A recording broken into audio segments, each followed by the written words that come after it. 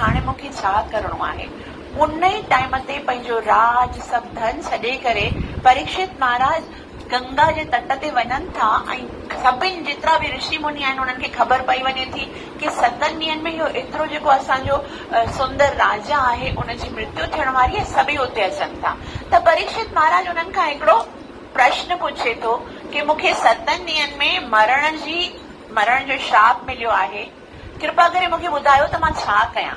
त कोई ऋषि चवे थो कि 7 ॾींहंनि में तव्हांखे श्राप आहे, तव्हां दान कयो, जेतिरो बि धन आहे तव्हां दान कयो असां ब्राह्मणनि खे, त तव्हांजी मुक्ति थी वेंदी।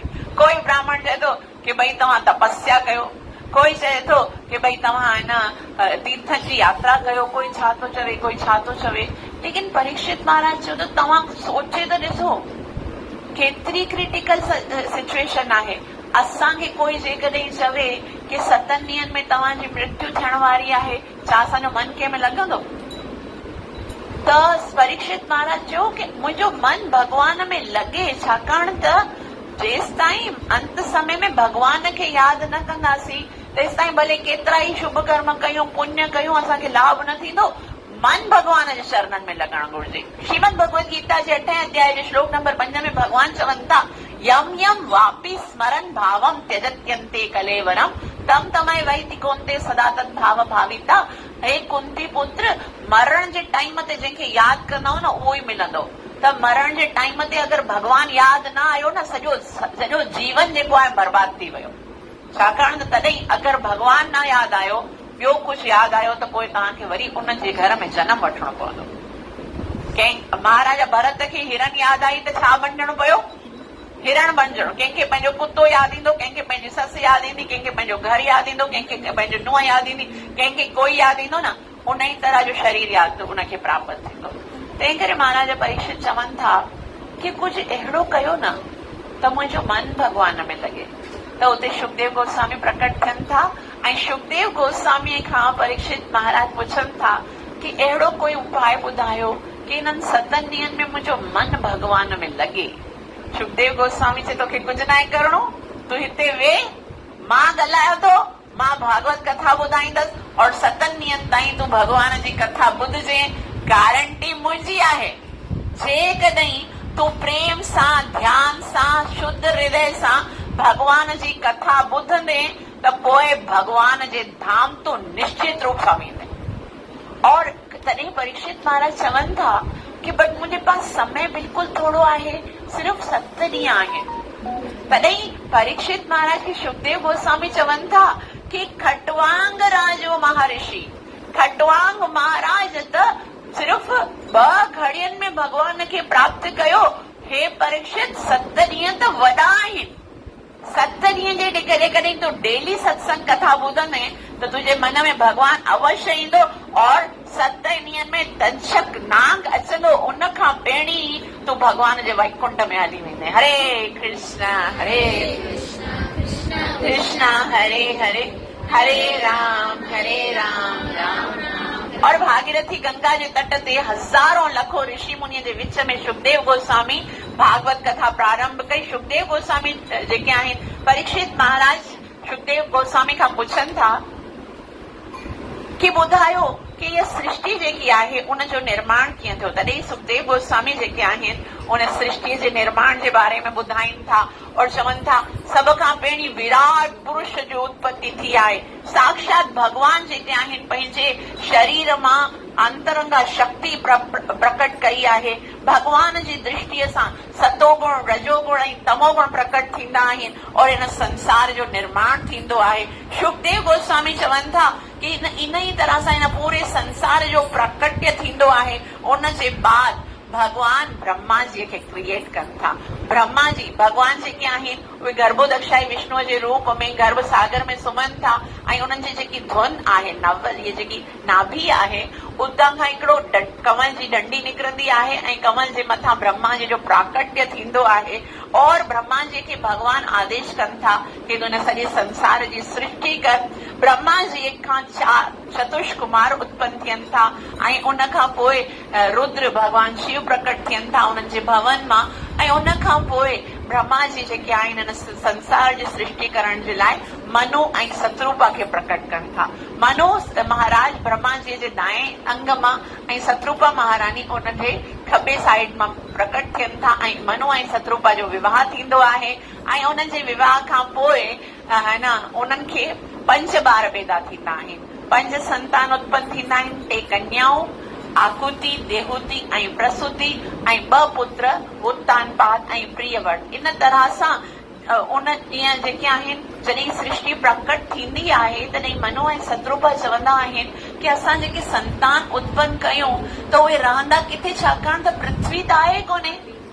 पृथ्वी जेकी आहे उहा पंहिंजे ऑर्बिट में कोन हुई, उहा काॾे वई हुई। जेको हिरण्याक्ष आहे उन इहा पृथ्वी रसातल में छॾे ॾिनी हुई। और हाणे जॾहिं मनु ऐं सतरूपा चयो कि पृथ्वी न आहे त जेको मनुष्य आहे त रहंदो किथे, त उन ई टाइम ते ब्रह्मा जी जे नक मां हिकिड़ो नंढो सो बिल्कुलु एकदम नंढो मच्छर जहिड़ो कोई जीव निकितो ऐं ॾिसंदे ॾिसंदे विराट वो थी वियो, हिकदमि विराट स्वरूप थी वियो। ऐं उहो कहिड़ो, उहो भॻवान जो वराह रूप हो।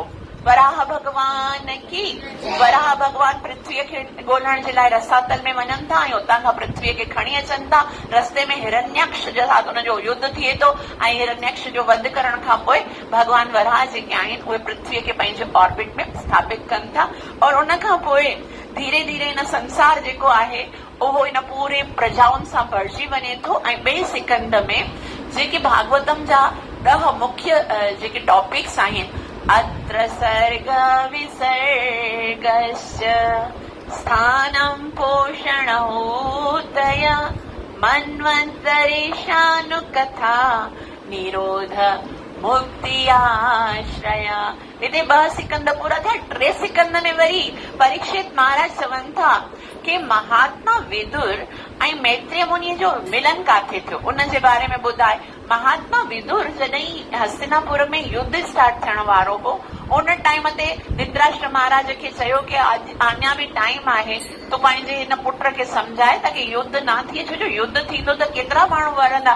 लेकिन दुर्योधन जेके आहिनि से चवनि था कि तूं आहे न असांजे राज्य मां निकिरी वञ, जंहिंजे घर में खाईंदो आहीं उते ई तूं नसीहत करे रहियो आहीं। त विदुर महाराज जेको आहिनि, विदुर जी पंहिंजो राज्य उन हस्तिनापुर जे राज्य मां छॾे करे उहे तीर्थ स्थाननि ते भ्रमण करण जे लाइ हली वञनि था। और उहे तीर्थनि ते भ्रमण कंदे कंदे वृंदावन में पहुंचनि था। वृंदावन में उद्धव जी सां मिलनि था और उद्धव जे साथ उन्हनि जो अद्भुत मिलन थींदो आहे।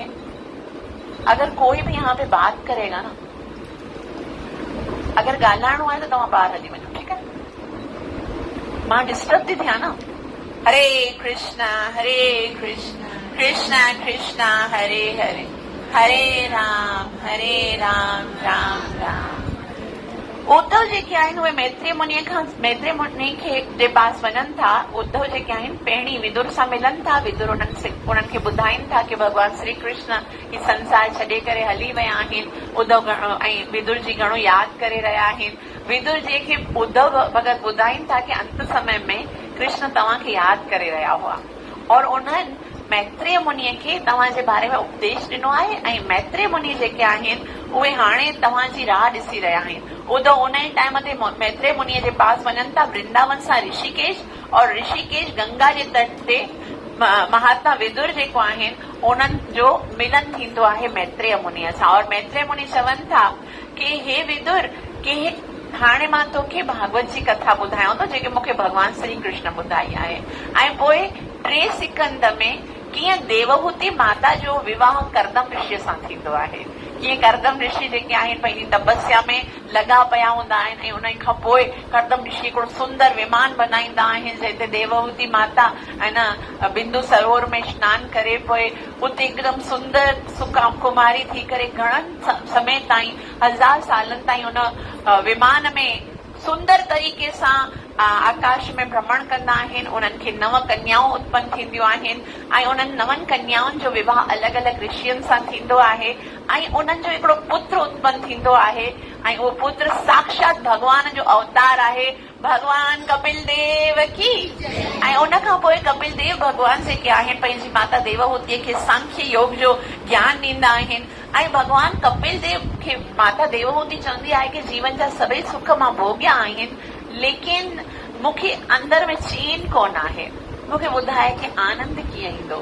तॾहिं भगवान कपिल पंहिंजी माता खे चवनि था, सतां प्रसंगां मम वीर्य संविदो भवन्ति हृदकर्ण रसायना कथा तज्जोषणाश्व अपवर्गवर्त्मनि श्रद्धारतिर्भक्तिरनुक्रमेश। सतां प्रसंगम के भगत जे पास वञ माता, अगर तोखे सुख खपे, अगर तू चाहींदी मन में शांति अचे त कंहिं शुद्ध भगत जे चरणनि में वेही करे भगवान जी कथा ॿुध। और कथा ॿुधण सां छा थींदो, भवंती हृद कर्ण रसा, हृदय खे बि आनंद ईंदो, कनन खे बि आनंद ईंदो, सॼो जीवन आनंदित थी वेंदो अगर कंहिं भगत खां कथा ॿुधी।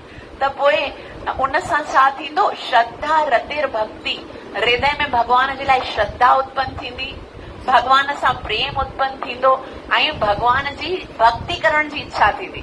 अॼु ॾिसो असां सभई पाण खे ॾिसूं, जेसि ताईं कंहिं भगत सां असांजी मुलाक़ात न थींदी आहे न, कंहिं भगत जो संग न थींदो आहे न, तेसि ताईं असांखे भगवान सां प्रेम कोन थींदो आहे, सवाल ई पैदा कोन थींदो आहे। भगवान सां प्रेम तॾहिं थींदो जॾहिं कंहिं भगत जो असांजे जीवन में अचणो, कंहिं भगत जी कृपा थी वई न कि पोइ त भगवान सां प्रेम हिकदमि आसानी सां थी वेंदो आहे। भगवान जी कृपा सां प्रेम न मिलंदो आहे भगवान जो।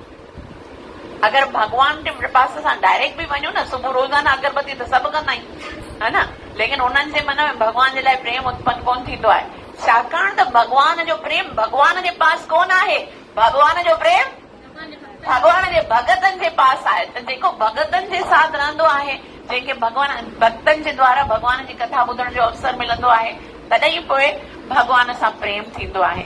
उन खां पोइ अञा भगवान कपिल जेके आहिनि उहे ॿुधाइनि था कि कीअं हिकिड़ो बालक नंढड़ो हूंदो आहे, उहो माता जे गर्भ में ईंदो आहे, पहिरीं हिकिड़ो नंढड़ो सो बुलबुले जी तरह हूंदो आहे, पोइ ॿेर जहिड़ो बणजंदो आहे, उन खां पोइ हिकिड़े मांस जो लोथ बणजंदो आहे, 7 महीननि में उहो छुरफुर कंदो आहे ऐं उनखे भगवान उन 7 महीने में माता जे गर्भ में वो एतिरी कष्ट में हूंदो आहे, उते यूरिन स्टोल जी एतिरी दुर्गंध हूंदी आहे, केतिरा सारा जीवड़ा ऐं कीटाणु उनखे बाइट कंदा आहिनि ऐं उनखे पोयां 100 जन्म यादि ईंदा आहिनि। 100 जन्मनि में जेके उन पाप कया आहिनि से सभु उनखे यादि ईंदा आहिनि ऐं उन टाइम ते उहो भगवान सां प्रार्थना कंदो आहे कि हे भगवान मूंखे हिन नरक मां कढ, मां तोखे वचन ॾियां थो कि मां धरतीअ ते वञी करे तुंहिंजो नाम सुमिरन कंदसि।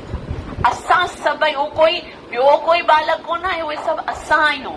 असां सभई माता जे गर्भ में भगवान खे इहो प्रॉमिस करे आया आहियूं कि असां धरतीअ ते वञी करे तुंहिंजो भजन कंदासीं और धरतीअ ते अची करे भगवान खे भुलाए छॾींदा आहियूं। त पोइ उन टाइम ते जेके उन जे बाद ॿुधाइनि था कि इन तरह सां मनुष्य जो जनम थींदो आहे ऐं पोइ घणो ई भिटकी भिटकी करे उनखे भगवान जी भक्ति अगर कंदो आहे त भगवान जो धाम मिलंदो आहे, न त 84 लख योनियनि में उनखे करणो पवंदो आहे। और उन जे बाद जेकी देवहूति माता आहे उहा चवंदी आहे कि हिन संसार में धन्य केरु आहे, हिन संसार में लकी केरु आहे, खुश नसीब केरु आहे। उहे चवनि था, अहो बदश्व पशतो गरीयान यज्जिह्वाग्रे वर्तते नाम तुभ्यं ते पुस्तपस्ते जिहवो सस्नुरार्या ब्रह्मानुचूर्णाम गृह्णन्ति एते। कि उहे व्यक्ति जंहिंजे मुख मां भगवान जो नाम निकिरंदो आहे। असां ॾिसंदा आहियूं न, कॾहिं कॾहिं असां कीर्तन कराईंदा आहियूं, उन जे बावजूद बि असां चवंदा आहियूं सभई चओ, सभई पोयां चओ, लेकिन केतिरा माण्हू आहिनि जेके कोन चवंदा आहिनि, है न। तव्हां इहा चीज ऑब्ज़र्व कई हूंदी। मतिलबु अवां इहो न सोचो कि उहे छो नथा चवनि, छाकाणि त भगवान जो नाम हर कंहिंजे मुख मां निकिरे न, एतिरो सरल कोन आहे। इहो असां जेको आसानीअ सां चवंदा आहियूं न, हरे कृष्णा कृष्णा कृष्णा हरे हरे, हरे राम राम राम, वो हर कंहिंजे लाइ सवलो कोन आहे। भगवान जो नाम जिते जंहिंजे मुख मां निकिरंदो आहे, हिते लिखियल आहे। कपिल देव खे पंहिंजी माता खे ॿुधाइनि था कि जेके भगवान जो नाम जप कंदा आहिनि, पवित्र नाम जो उच्चारण कंदा आहिनि, बेशक उन्हनि सभिनि प्रकारनि जा यज्ञ करे चुका आहिनि, सभिनि प्रकारनि जो तपस्याऊं करे चुका आहिनि, सभिनि प्रकारनि जा तीर्थ करे चुका आहिनि, सभिनि प्रकारनि जा वेद सभु मतिलबु सभई वेद पढ़ी चुका आहिनि, तॾहिं उन्हनि जे मुख मां भॻवान जो नालो निकिरी रहियो आहे। एतिरो कोई सरल कोन आहे। हिन स्थितीअ ते तव्हां भॻवान जे साम्हूं वेही करे सॼो ॾींहुं हरे कृष्णा कंदा आहियो, उहो को सवलो आहे छा? ना जाने केतिरनि करोड़ जन्मनि जी तपस्या एकत्रित थींदी आहे, तॾहिं मुख मां निकिरंदो आहे हरे कृष्णा कृष्णा कृष्णा हरे हरे, हरे राम राम राम हरे। इन 3 सिकंद में देवहूति माता खे कपिल देव सुंदर शिक्षा ॾींदा आहिनि ऐं उते 3 सिकंद ख़तम थींदो आहे। सिकंद में 4 सिकंद में असां प्रवेश कयूं था। श्रीमद भागवतम जे 4 सिकंद में उद्धव ऐं मैत्रेय मुनि जी कथा आहे ऐं सुंदर ध्रुव महाराज जो चरित्र आहे कि ध्रुव महाराज नंढड़ा हूंदा आहिनि, उत्तानपाद जेके उहे राजा हूंदा आहिनि, उन्हनि जो 2 पत्नियूं हूंदियूं आहिनि। हिकिड़ी जो नालो सुरुचि आहे, हिकिड़ी जो सुनीति आहे। सुरुचि जो पुटु आहे उत्तम ऐं सुनीति जो पुटु आहे ध्रुव महाराज। ध्रुव महाराज जेके आहिनि ॾिसनि था कि उत्तम पंहिंजे पिता जे गोद में वेठा आहिनि ऐं पोइ उन्हनि जी बि इच्छा हूंदी आहे कि मां बि पंहिंजे पिता जे गोद में वेहां, लेकिन उन्हनि जी जेकी ॿी सोतेली पत्नी हूंदी आहे उहा ध्रुव महाराज खे चवे थी कि तोखे पंहिंजे पिता जे गोद में वेहण जो अधिकार कोन आहे। ध्रुव महाराज चवनि था छो मैया, मां बि त पुटु आहियां, मां छो न वियां पिताजी जे गोद में? तॾहिं चई हा ठीकु आहे, तूं पिताजी जो पुटु आहीं, लेकिन तूं छाकाणि त मुंहिंजो पुटु न आहे न, तंहिं करे जेको मुंहिंजो पुटु न हूंदो उनखे न आसन ते विहण जो कोई अधिकार हूंदो न पिता जे गोद में। चई लेकिन मां त तुंहिंजो पुटु कोन आहियां, पोइ मां छा कयां? चई तूं वञी करे भॻवान जी आराधना कर, तपस्या कर, भॻवान सामने प्रकट थियनि और भॻवान खे चओ कि मूंखे सुरुचि जे गर्भ मां जनम ॾे। जॾहिं तूं मुंहिंजे गर्भ मां जनम वठंदे न तॾहिं राजा जे गोद में। तॾहिं सुरुचि हिकिड़ी ॻाल्हि त सुठी चई कि भॻवान जी तपस्या कर, लेकिन भॻवान जी तपस्या करण खां पोइ वरी तोखे जनम वठणो पवंदो, इहा ॻाल्हि बिल्कुलु ग़लति कई। छाकाणि त भॻवान जी भक्ति करण खां पोइ त जनम मरण जो चक्कर छुटी वेंदो आहे। लेकिन ध्रुव महाराज इहा ॻाल्हि ॿुधी करे वञनि था तपस्या करण जे लाइ। रस्ते में नारद मुनि मिलनि था और नारद मुनि हुनखे चवनि था कि जेकॾहिं भॻवान खे प्राप्त करणो आहे त भॻवान जे नाम जो जप करणु घुर्जे। हरे कृष्णा कृष्णा कृष्णा हरे हरे, हरे राम राम राम। ध्रुव महाराज उते मधुबन में वञी करे तपस्या कनि था। पहिरें महीने में 3 ॾींहंनि खां पोइ सिर्फ़ फ्रूट्स खाईंदा आहिनि। 2 महीने में 6 ॾींहंनि खां पोइ खाली पाणी पीअंदा आहिनि। 3 महीने में 12 ॾींहंनि खां पोइ खाली वृक्ष जो जेको पत्तो आहे न उनखे खाईंदा आहिनि। 4 महीने में जेके आहिनि उहे सिर्फ़ साह खणंदा आहिनि। 5 महीने में उहे साह खणणु छॾे ॾींदा आहिनि। जॾहिं ध्रुव महाराज साह खणणु छॾे ॾींदा आहिनि उन खां पोइ देवताउनि जी जेकी साह आहे न उहा बि घुटजण लॻंदी आहे। सभई देवता भॻवान जे पास वञनि था ऐं चवनि था कि हे भॻवान, ध्रुव महाराज खे वञी करे दर्शन ॾे, न त इहे सभु जेके जीव आहिनि उहे सभिनी दम घुटी करे मरी वेंदा। भॻवान ध्रुव महाराज जे सामने प्रकट थियनि था ऐं प्रकट थी करे शंख चक्र गदा पद्म खणी करे अचनि था।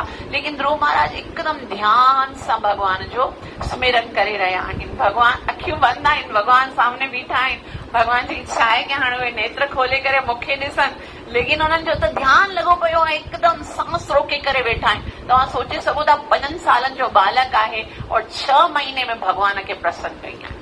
असांजी ज़िंदगी गुज़री वेंदी आहे, एकादशी जा चांहि न छॾिबी आहे। हो 5 सालनि जो बालक आहे, उन छा कयो? पहिरें महीने में सिर्फ़ 3 ॾींहं खां पोइ सिर्फ़ फल खाईंदो हुयो।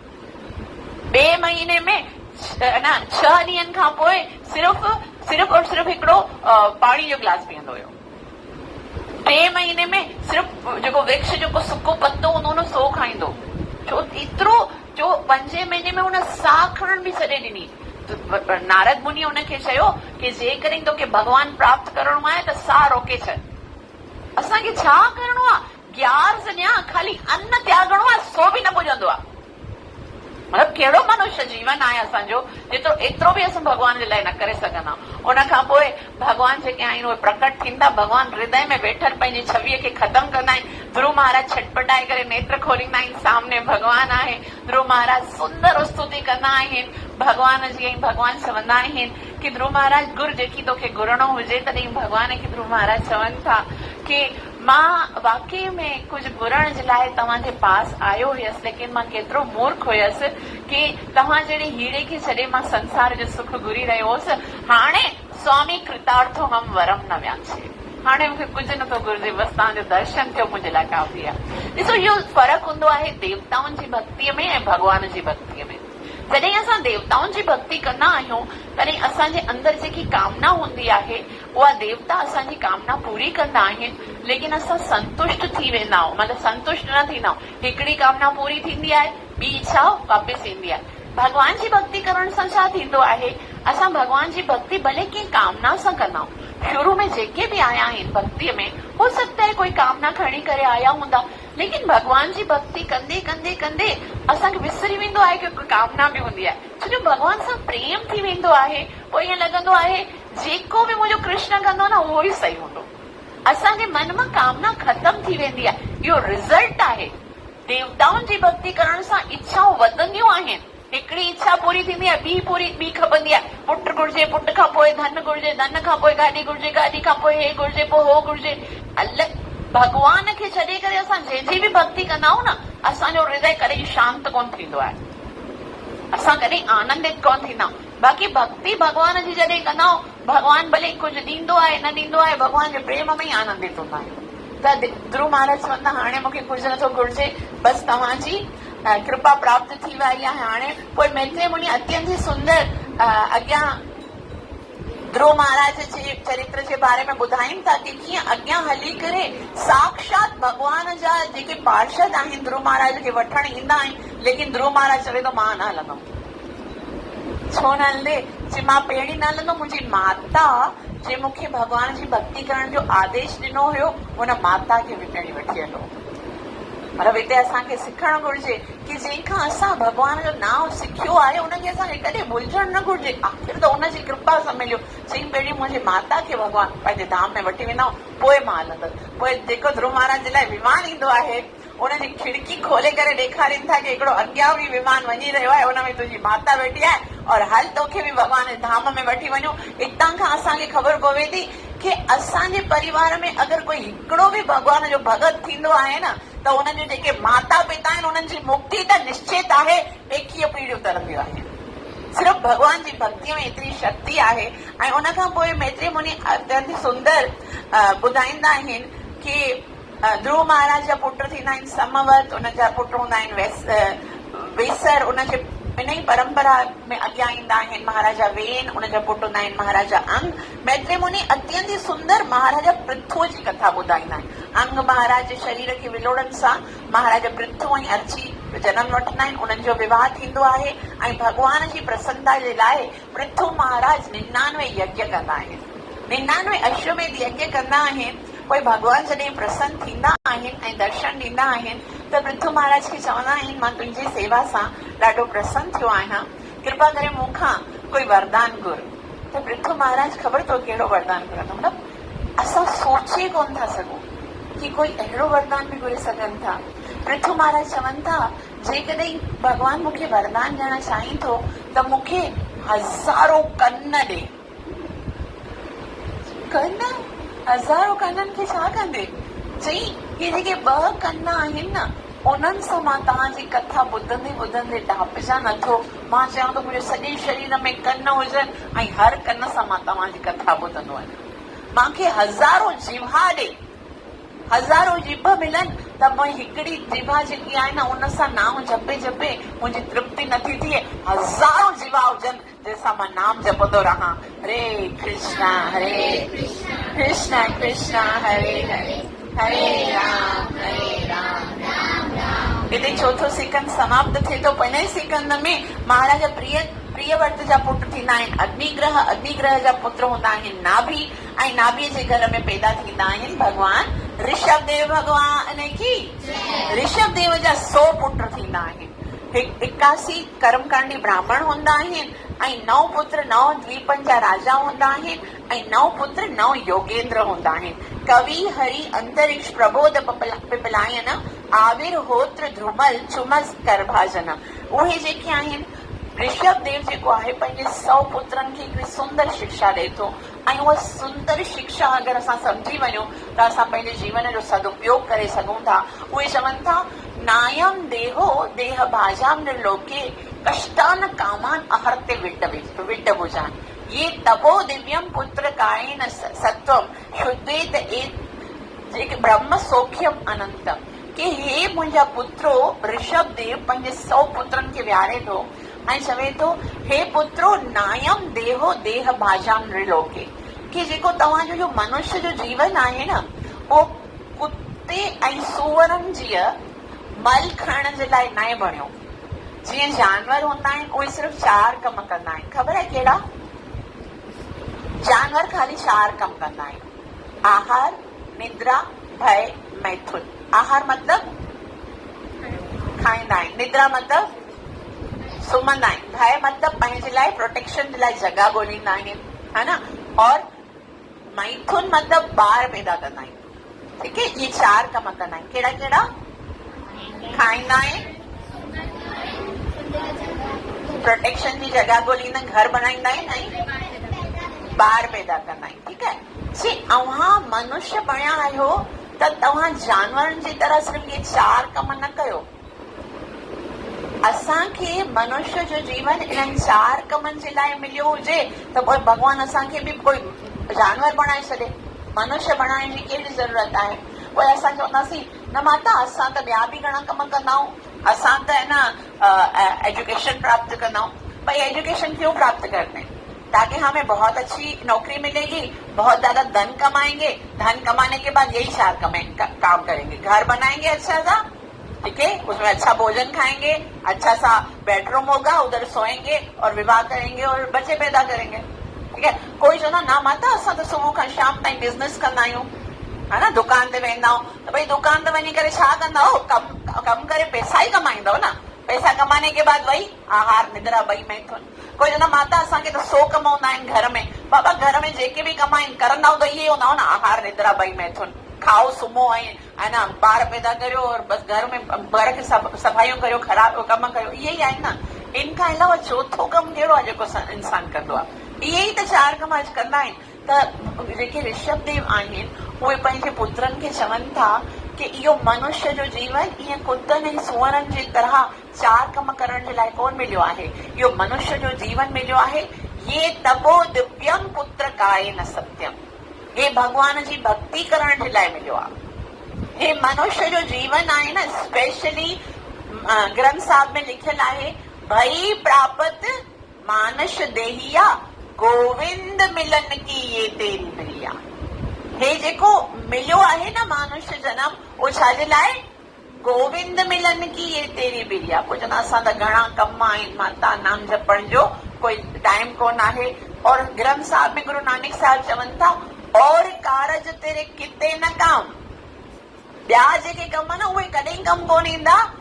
मिल साध सगत भज केवल राम, हरे कृष्णा कृष्ण कृष्ण हरे हरे, हरे राम राम राम। हिकिड़ी ॻाल्हि यादि रखो, पहिरीं सुञाणो कि असां केरु आहियूं, मनुष्य आहियूं। और मनुष्य जे लाइ शास्त्रनि में छा लिखियल आहे? मनुष्य चोलो मिलियो अमोलक, सिर्फ़ प्रभुअ जे पाइण लाइ, सिर्फ़ प्रभुअ जे पाइण लाइ, जन्म मरण दुख लाहिण लाइ। मनुष्य चोलो मिलियो अमोलक, सिर्फ़ प्रभुअ जे पाइण, सिर्फ़ और सिर्फ़ भगवत प्राप्ति जे लाइ मनुष्य जीवन मिलियो आहे। त हिते महाराज ऋषभ देव जेके आहिनि पंहिंजे पुटनि खे सुंदर शिक्षा ॾियनि था ऐं उन्हनि जा जेके वॾा पुट आहिनि उन्हनि जो नालो आहे भरत ऐं परीक्षित महाराज जेके आहिनि उहे पुछनि था कि भरत त उहो ई आहे जंहिंजे नाले सां इहो सॼो भारत वंश चयो वेंदो आहे, त कृपा करे मूंखे महाराजा भरत जे विषय में विस्तार सां ॿुधायो। और ॿुधाइनि था सुखदेव गोस्वामी कि कीअं नंढपण में ही महाराजा भरत खे जवानीअ में वैराग्य थींदो आहे, हरि हरि क्षेत्र में वेंदा आहिनि, भॻवान जो भजन कंदा आहिनि, श्रद्धा साधु संग भजन क्रिया अनर्थ निवृत्ति निष्ठा रुचि आसक्ति भाव जे स्तर ते पहुचंदा आहिनि। लेकिन इन परिस्थितीअ में जॾहिं उहो जंगल में गंडकारणीअ जंगल में वेठा हूंदा आहिनि, भॻवान जो ध्यानु कंदा आहिनि, हिकिड़ो हिरन हूंदो आहे, उहो गर्भवती हूंदी आहे हिरन, ऐं शींहुं हुनजे पोयां पोयां भॼी रहियो आहे, ऐं उहो जेकी हिरन आहे उहा हिकिड़े नंढे से हिरणीअ खे जनम ॾींदी आहे ऐं उन खां पोइ हुनजी मृत्यु थी वेंदी आहे, ऐं महाराज भरत जो जेको प्रेम आहे न उहो हिरन सां थी वेंदो आहे। बसि हाणे खाइण जे टाइम ते, पीअण जे टाइम ते, जाॻण जे टाइम ते, उथण जे टाइम ते उनखे बसि भॻवान जी भक्ति विसरी वई आहे, हाणे खाली हिरन यादि आहे। ॾिसो, असां सोचे सघूं था, हो राजा भरत आहे, पंहिंजो एॾो वॾो राजमहल, एतिरियूं सारियूं पत्नियूं, एतिरा सारा पुत्र, धन मन मटियूं मायूं सभु छॾे करे आयो आहे जंगल में, और हुनखे प्रेम कंहिंसां थी वियो, हिरन सां थी वियो। हिकिड़े दफ़ा खाली हिरन मिलियल, और असांजो ॾिसो मन केतिरा हिरन आहिनि असांजे साम्हूं, है न, हर जॻह ते हिन टाइम ते कॾहिं कंहिंमें मन लॻल आहे, कॾहिं कंहिंमें मन लॻल आहे। हुनजो हिकिड़े हिरन में आकर्षण थी वियो ऐं ॿिए जनम में वरी हुनखे छा बणिजणो पियो, हिरण बणिजणो पियो। असां सोचूं तो सही, असांजो मन काथे काथे लॻणो आहे, केतिरे दफ़ा असांखे छा छा बणिजणो पवंदो।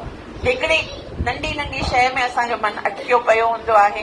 ऐं हुनजे बाद ईअं ॿुधायो कि राजा भरत जॾहिं मृत्यु थी, हुनजो जनम हिरन जो थियो, ऐं महाराजा भरत टे जनम में वरी जड़ भरत जो रूप धारण कयो, ऐं जड़ भरत जेके आहिनि उन्हनि जो मुलाक़ात महाराजा रघुगण सां थी, सुंदर उपदेश ॾिनऊं, ऐं उन खां पोइ लोक लोकांतर जी कथा सुनाते सुनाते अंत में 5 सिकंद में जेके आहिनि उहे नरक जी कथा ॿुधाइनि था। 5 सिकंद जे 28 अध्याय में, अंतिम अध्याय में 28 प्रकार जा नरक हूंदा आहिनि। कहिड़ा नरक आहिनि?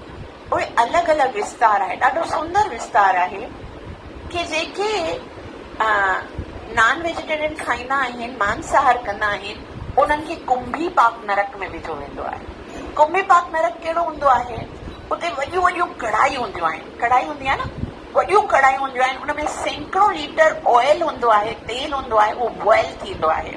जेके मांसाहार कंदा आहिनि उन्हनि खे उन कढ़ाईअ में विझो वेंदो आहे, उनखे भुञो वेंदो आहे, ऐं पोइ जॾहिं हुनजी मृत्यु त थी वई आहे, हाणे त हुनजो सूक्ष्म शरीर आहे, जॾहिं उहो बिल्कुलु न हुनजी जान निकिरी वेंदी आहे, पोइ हुनखे सीक सां कढी करे हुनखे टंगियो वेंदो आहे। पोइ थोरी देरि खां पोइ वरी चेतना ईंदी आहे, वरी हुनखे कढ़ाई में विझी करे भुञो वेंदो आहे। बार बार प्रोसीजर, जेतिरे दफ़ा हुन चिकन मटन खाधा हूंदा आहिनि, एतिरे दफ़ा हुनखे बारबेक्यू वांगुरु हुनखे रोस्ट कयो वेंदो आहे। इहो आहे नरक, कुंभी पाक नरक।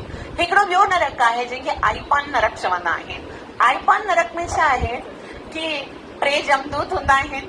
हिकिड़ो जमदूत जेको आहे सो छातीअ ते लत रखंदो आहे, ॿियो यमदूत जेको आहे उहो हुनजो मुख खोलींदो आहे रस्सीअ सां करे, टियों यमदूत जेको आहे पिघलंदो उहो सीसो गरमा गरम उनजे मुख में विझंदो आहे, कननि में विझंदो आहे, नक में विझंदो आहे। उहे माण्हू जेके नशो कंदा आहिनि उहे आईपान नरक में वेंदा आहिनि। जो अॻियां वरी हिकिड़ो नरक हूंदो आहे जंहिंखे चवंदा आहिनि तप्त सुरमी नरक। उनमें छा हूंदो आहे, वॾा वॾा खंबा हूंदा आहिनि पुरुष ऐं स्त्रीअ जे रूप में। उन खंबे जे अंदरि उहे खंबा कहिड़ा हूंदा आहिनि, पित्तल जा, तेज गरमा गरम, अंदरि जेको आहे न अग्नि ॿरंदी आहे। उहे खंबा एतिरा त गरम हूंदा आहिनि, जेके पर पुरुष ऐं पर स्त्री जो संग कंदा आहिनि उन खंबे सां उनखे छिपड़ायो वेंदो आहे। ऐं उन खां पोइ हिकिड़ो ॿियो नरक हूंदो आहे जंहिंखे कृमि भोजन नरक चयो वेंदो आहे। कहिड़ो भोजन? कृमि चवंदा आहिनि कीड़ा। भोजन माना जिते कीड़नि जो भोजन। उते हिकिड़ो वॾो समुंड हूंदो आहे। समुंड में छा हूंदो आहे? पाणी हूंदो आहे न, लेकिन उते नरक में उन समुंड में कीड़ा हूंदा आहिनि। जेके एकादशी जा अन्न खाईंदा आहिनि न, उनखे उन कृमि भोजन वारे हिन नरक में विधो वेंदो आहे ऐं उते उन्हनि खे खाइण लाइ इहे कीड़ा मिलंदा आहिनि। त ईअं अलॻि अलॻि प्रकारनि जा नरक हूंदा आहिनि। एतिरो सारो नरक ॿुधी करे परीक्षित महाराज जेके आहिनि उहे परेशान थी वञनि था और चवनि था हाणे मूंखे नरकनि जे बारे में न ॿुधाए, मूंखे ॾाढो भउ थो लॻे नरकनि खां। तो मूंखे इहो ॿुधाए कि नरक में वञण खां माण्हू कीअं बचे। तॾहिं सुखदेव गोस्वामी ॾाढी सुंदर ॻाल्हि ॿुधाइनि था कि भॻवान जी भक्ति करण सां जेकॾहिं असां भॻवान जो नाम जप कंदा आहियूं त हिकिड़ो सुंदर श्लोक चवनि था केचित् केवलया भक्ता वासुदेव परायण अगम धुन्वंस्ति कार्श्रेय नेहारम इव भास्वता। कि जीअं कोई वॾो हिकिड़ो रूम हुजे, हिकदमि अंधेरो हुजे, जिते डार्क हुजे, हिकदमि अंधियारो हुजे, ऐं घणनि सालनि खां 100 सालनि खां उहो अंधेरो हुजे, ऐं उते कॾहिं सूर्य जी प्रकाश न आहे, कोई लाइट, कोई बिजली कोन आहे। अचानक सां कोई उन रूम में वञे ऐं उहो खिड़की खोले जितां खां सूर्य प्रकाश अची रहियो आहे, त उन ई टाइम ते छा थींदो? उहो अंधेरो रूम रोशन थी वेंदो न। मतिलबु उन टाइम ते अंधेरो ईअं त न चवंदो भाई इतने टाइम से यहाँ पर मेरा राज्य है, इस सूर्य देव में इतना जल्दी थोड़ी तुम्हें रोशनी करने दूंगा, ईअं चवंदो। अंधेरो जेको आहे उन ई टाइम ते गायब थी वेंदो जंहिं टाइम ते सूर्य प्रकाशवान थींदो। उन ई तरह असांजे हृदय में करोड़नि जन्मनि खां जेके पापनि जे करे जेको अपराध आहिनि, उहे सभई अपराध उन ई टाइम ते ख़तम थी वेंदा आहिनि जॾहिं असां पहिरीं दफ़ा चवंदा आहियूं हरे कृष्णा कृष्णा कृष्णा हरे हरे, हरे राम राम राम। और जेको माण्हू उन हरे कृष्ण महामंत्र जो नाम जप कंदो आहे, उनजा सभई पाप नाश थी वेंदा आहिनि। उनखे कॾहिं बि असल में त छा, ख्वाब में बि यमराज जो दर्शन न थींदो आहे। और जॾहिं जेके आहिनि उन टाइम ते परीक्षित महाराज चवनि था कि एतिरो आसानी सां सभई पाप कीअं नाश थी सघनि था, तव्हां एतिरा ख़तरनाक नरक ॿुधाया आहिनि, छा केवल हरि जे नाम जपण सां ई असांजा सभई पाप नाश थी वेंदा और असां नरकनि सां बची वेंदासीं? तॾहिं पोइ परीक्षित महाराज खे सुखदेव गोस्वामी हिकिड़ी सुंदर कथा ॿुधाइनि था कि हिकिड़ो अजामिल हूंदो हो, एतिरा पाप कंदो हुयो ऐं मरण हुनजे हिकिड़ो नंढड़ो पुटु ॼमियो, हुनजो नालो रखियईं नारायण। और मरण जे टाइम ते जॾहिं यमदूत ईंदा आहिनि तॾहिं उहो यमदूतनि खे ॾिसी करे ॾाढो भयभीत थींदो आहे। कोई पाप अहिड़ो कोन हो जो अजामिल न कयो, और मरण जे टाइम ते उन नाम भॻवान जो वरितो, छा चयईं? नारायण। और जॾहिं नारायण चयाईं त भॻवान जा जेके पार्षद आहिनि उते आया ऐं यमदूतनि खे चयाईं कि ही असांजे भॻवान जो नालो वरितो अथई, हाणे हिन जा सभई पाप नाश थी विया आहिनि। और उन खां पोइ यमराज जे पास वञी करे यमदूत पुछनि था कि अच्छा असांजे जीवन में फर्स्ट टाइम ईअं थियो आहे कि एतिरो वॾो पापी आहे, असां हुनखे खणण वियासीं और उनखे असांखे उन्हनि हुतां खां कढी छॾियो। ॿुधाए त सही, ऑथोरिटी केरु आहे? ऑथोरिटी तव्हां आहियो या ॿियो कोई आहे? एतिरा पाप करण वारे खे मुक्ति कीअं मिली वई? तॾहिं यमराज जेके आहिनि उहे ॿुधाइनि था कि भॻवान जो नालो जॾहिं कोई वठंदो आहे, भॻवान जो नालो कोई ॼाणी बुझी वठे या अंजाने में वठे, उनजा सभई पाप ईअं नाश थी वेंदा आहिनि जीअं भड़कती हुई अग्नि में काठियुनि जा भुंड विझा वेंदा आहिनि, केतिरियूं सारियूं लकड़ियूं फटाफट भस्म थी वेंदियूं आहिनि। उन ई तरह हरिअ जे नाम वठण सां जीव जा सभई पाप नष्ट थी वेंदा आहिनि। चाहे कोई ॼाणी बुझी, कोई सांकेत्यम पारिहास्यम व स्तोभ्यम हेल न, कोई अगरि इशारे सां बि भॻवान जो नालो वठे, पंहिंजो पुट जो नालो करे वठे या कंहिंजो नालो हुजे, उहो अगरि पुकारियूं, भॻवान खे लॻंदो आहे मुंहिंजो नालो वरितो अथई और भॻवान ख़ुशि थींदो आहे। त पोइ तव्हां सोचो कि कोई अगरि ॼाणी बुझी करे इहा हरे कृष्ण जी माला खणंदो आहे, हिकिड़े हिकिड़े मोतीअ ते चवंदो आहे हरे कृष्णा कृष्ण कृष्ण हरे हरे, हरे राम पोइ हुनजा पाप कीअं नाश कोन थींदा? त इन तरह सां 6 सिकंद में उन खां पोइ पुरंजन आख्यान हूंदो आहे ऐं पुरंजन आख्यान थोरो सुंदर आहे। हुनजे बाद हरिवंश जी कथा आहे, शबलाश्व जी कथा आहे और हुनजे बाद सुंदर कथा ॿुधाइण खां पोइ चवनि था कि नारद मुनि 10,000 पुत्रनि खे ॾिठो कि उहे तपस्या करे वञे रहिया आहिनि ऐं नारद मुनि हुननि खे रस्ते में ॿुधनि था, मिलनि था और हुननि खे पुछनि था कि तव्हां काॾे वञी रहिया आहियो? हरे कृष्ण।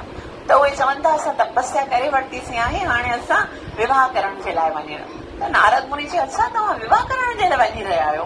पहिरीं तव्हांखे ख़बर आहे कि संसार में हिकिड़ो अहिड़ी नदी आहे जेकी ॿिन्ही तरफ़ सां वहंदी आहे? हुनजे बारे में त ख़बर कोन आहे। चए अच्छा तव्हांखे इहो ख़बर आहे कि हिकिड़ो अहिड़ो चक्र आहे जेको कॾहिं बि रुकंदो कोन आहे? न, उहो त असांखे ख़बर कोन आहे। त इन अलॻि अलॻि तरीक़े सां नारद मुनि जेके आहिनि उहे कुझु 6 पहेलियूं पुछनि था और उहे उन्हनि पहेलियुनि जो जवाबु कोन था ॾेई सघनि। त पोइ उहे नारद मुनि उन्हनि खे चवे थो कि तव्हांखे हेॾी नंढी नंढी ॻाल्हियुनि जे बारे में ख़बर कोन्हे और तव्हां शादी था कयो? ख़बर अथव शादी करणु केॾी ॾुखी आहे?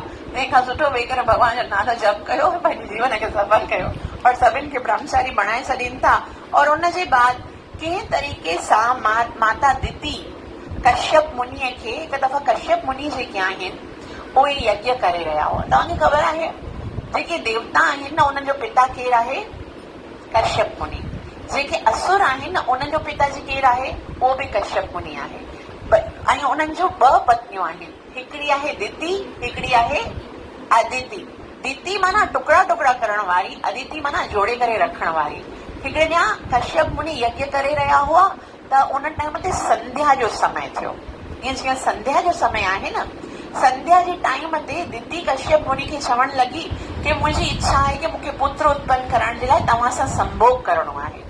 तॾहिं कश्यप मुनि चयो हीअ संध्या जो टाइम आहे, हीअ भॻवान जी भक्ति जो टाइम आहे, इन टाइम ते अहिड़ो कर्म न करणु घुर्जे त तूं थर्स। तॾहिं लेकिन दिति जेकी आहे उनजी काम वासना एतिरी वधियल हुई कि उन चयो कि न मूंखे पुत्र संतान घुर्जे। ऐं उन संध्या जे टाइम ते महाराज कश्यप जेके आहिनि उहे ॿुधाइनि था कि जेको संध्या जो समय आहे न उहो स्पेसिफिक बनियो आहे भॻवान जी भक्ति करण जे लाइ। इन टाइम ते शिवजी ऐं पार्वती जेके आहिनि उहे नंदी बेल ते चढ़ी करे सभिनि जे घर में वञंदा आहिनि सर्वे करण जे लाइ। जिते भॻवान जी भक्ति थींदी आहे न उते शिवजी जेके आहिनि उहे आशीर्वाद ॾेई वेंदा आहिनि कि हिते सदैव सुख हुजे, शांति हुजे, समृद्धि हुजे। ऐं भक्ति जे अलावा आरती पूजा साधना जे अलावा ॿियो कुझु बि कंदा आहिनि न त उते शिवजी पंहिंजे जेका गण आहिनि न भूत प्रेत उन्हनि खे छॾे वेंदा आहिनि। त हिकिड़ी ॻाल्हि यादि रखो कि संध्या जो टाइम जेको हूंदो आहे उहो स्पेशली भॻवान जी भक्ति जो हूंदो आहे। उन टाइम ते ॿियो कुझु बि न करणु घुर्जे। अगरि तव्हां चाहियो था कि असांजे अॼु ॾिसो सभई न पंहिंजे शरीर सां केतिरो परेशान आहे। कंहिंखे गोॾनि में सूर आहे, कंहिंखे किथे सूर आहे, कंहिंखे डायबिटीज़ आहे, कंहिंखे कैंसर आहे, कंहिंखे छा आहे, कंहिंखे छा आहे। इन जो कारण इहो संध्या जे टाइम ते भॼन न कंदा आहिनि, भोजन कंदा आहिनि। जेके भोजन कंदा आहिनि, खाईंदा आहिनि या ॿियो कुझु कंदा आहिनि उन जो शरीर हमेशह रोगी रहंदो आहे। मूंखे यादि आहे असां नंढड़ा ॿार हूंदा हुआसीं हिकदमि, तॾहिं असांखे अगरि बुखार बि हूंदो हुयो न, बुखार में कीअं ॿार सॼो ॾींहुं सुम्हिया पिया हूंदा आहिनि, असां सुम्हिया पिया हूंदासीं तॾहिं बि असांजी मम्मी चवंदी कि जेसि ताईं थोरी देरि उथो संध्या जो समय टरे पोइ सुम्हिजो। अॼु ॾिसो माण्हू सुम्हंदा ई संध्या जे टाइम ते, तंहिं करे सॼो ॾींहुं रोगी हर वक़्तु किथे किथे सूर आहे, कंहिंखे किथे सूर आहे, कंहिंखे गोॾनि में, कंहिंखे कमर में, कंहिंखे मथे में। छो जो असां भॻवान जो नालो, भॻवान जे नाले सुबुह जो प्रभात जे समय कोई न उथंदो आहे। अमृत वेले सभु सुम्हिया पिया हूंदा आहिनि, संध्या जे टाइम ते सभु सुम्हिया पिया हूंदा आहिनि। तंहिं करे इहो हाल आहे असांजो। तंहिं करे पंहिंजे जीवन जो असां जेको इहो सत्यानाश कयो आहे न, उन करण वारा असां पाण आहियूं। असांखे उनजो सुधार करणो आहे। त दिति जेकी आहे उन टाइम ते काम वासना जे करे संभोग कंदी आहे ऐं उनखे राक्षस पुत्र उत्पन्न थींदा आहिनि। उनजे गर्भ में 2 राक्षस जेके आहिनि उहे प्रवेश कंदा आहिनि।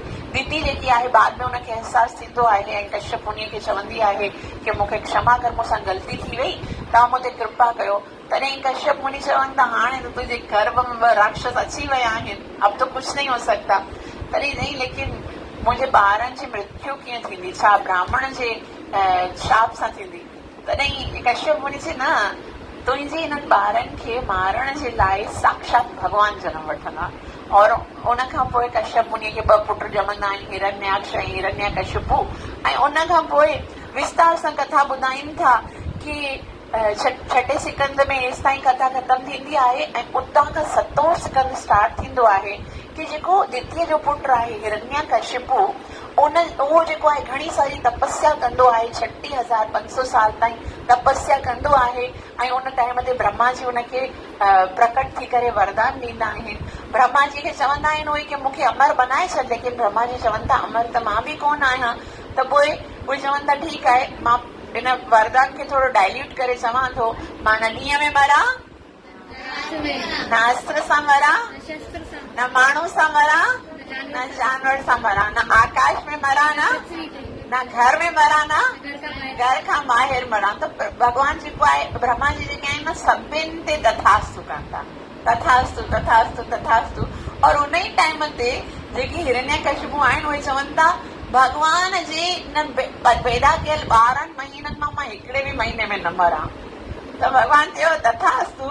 ऐं उन जे करे हुन हिरण्यकशिपु खे मारण जे लाइ भॻवान जेको आहे न, इहो 13 महीनो पैदा कयो, जंहिंजो नालो आहे पुरुषोत्तम मास की।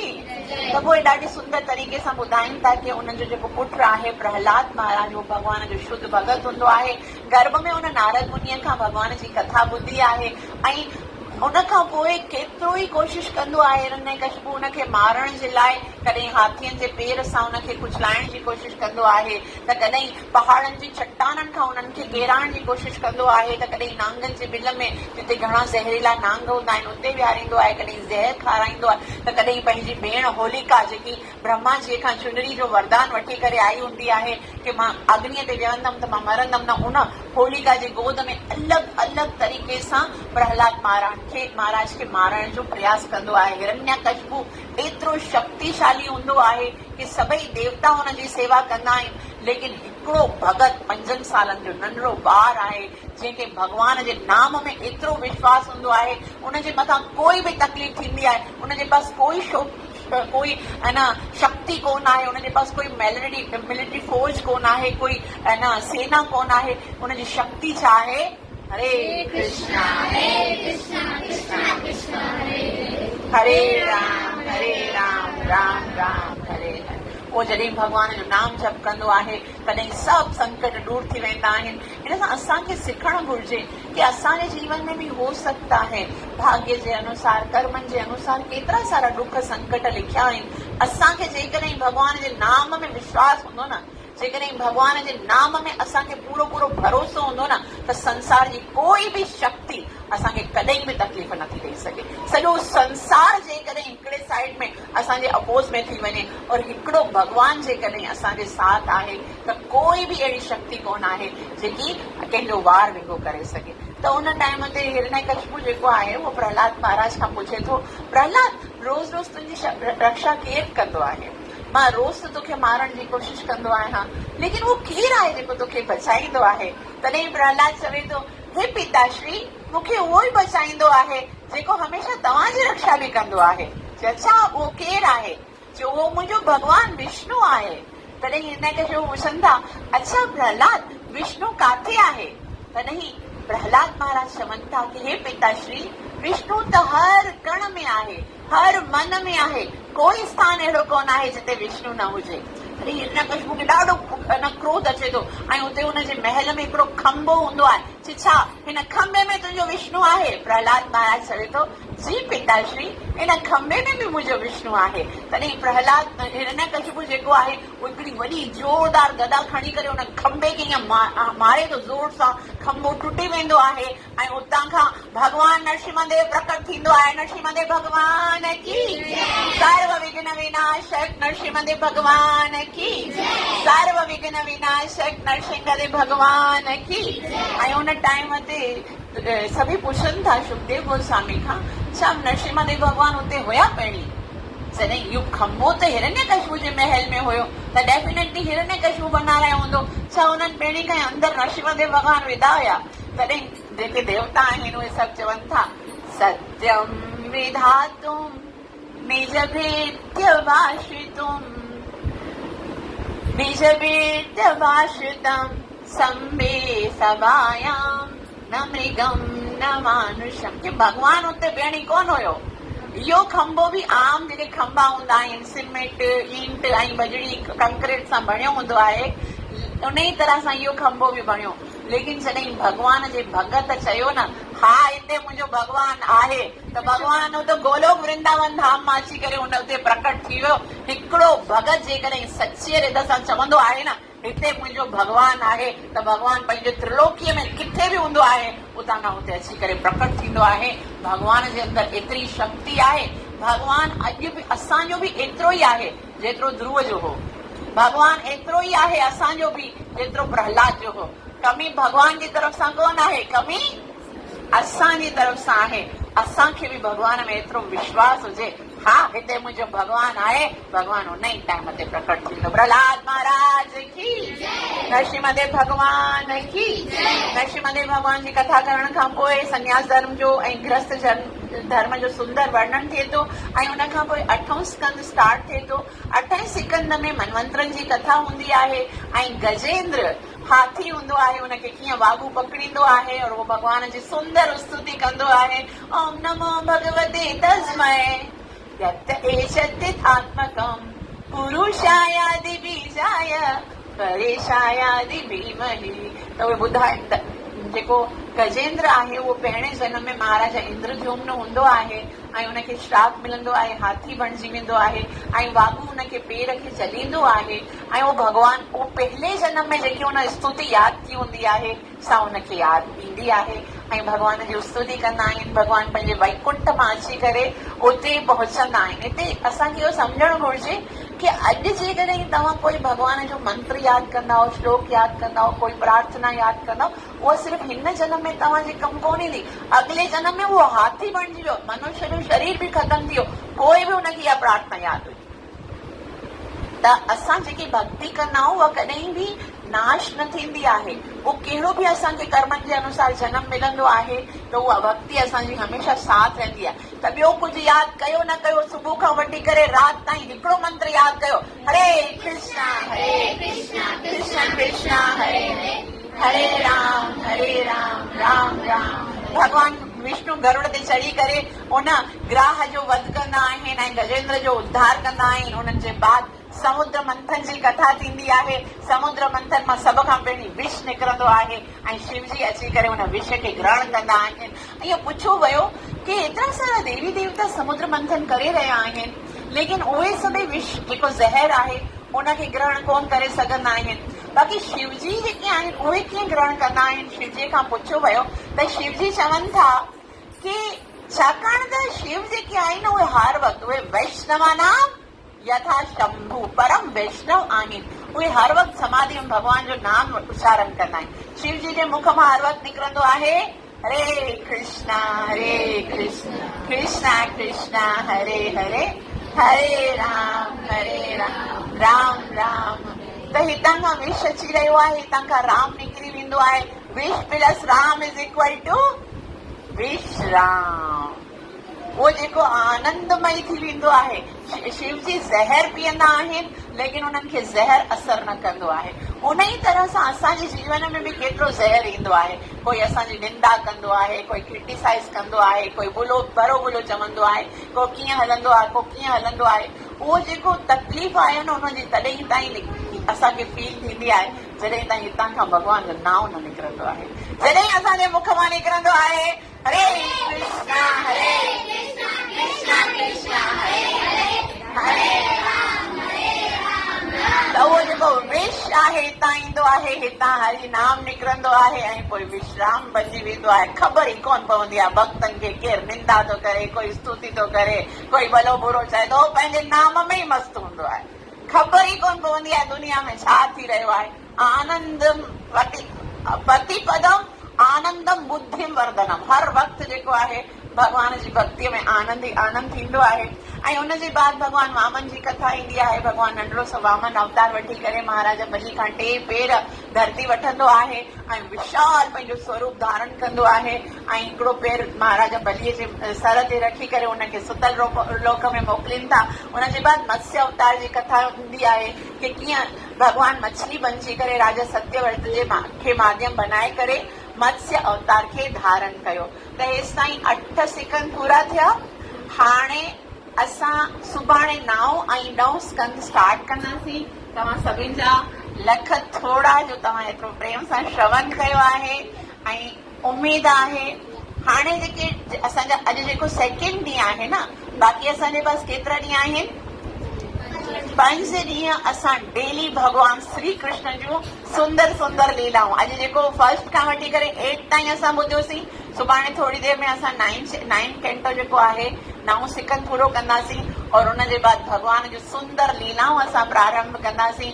तव्हां सभिनि सां प्रार्थना आहे कि ज्यादा का ज्यादा भक्त अची करे हिन पुरुषोत्तम जे महीने में भॻवान जी हिन सुंदर कथाउनि जो लाभ वठो। हरे कृष्णा कृष्णा कृष्णा हरे हरे हरे राम राम राम हरे हरे हरे कृष्णा कृष्णा कृष्णा हरे हरे हरे राम राम राम हरे हरे हरे कृष्णा कृष्णा कृष्णा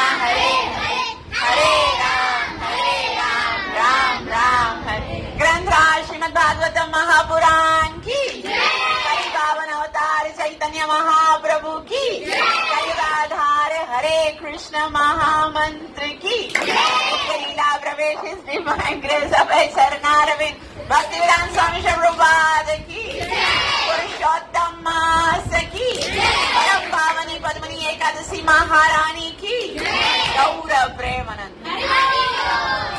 समझ मूंखे आशीर्वाद दियो कि मां प्रेम सां अपराध भाव सां जो नाम जप करे पंहिंजो जीवन सफल करे सघां।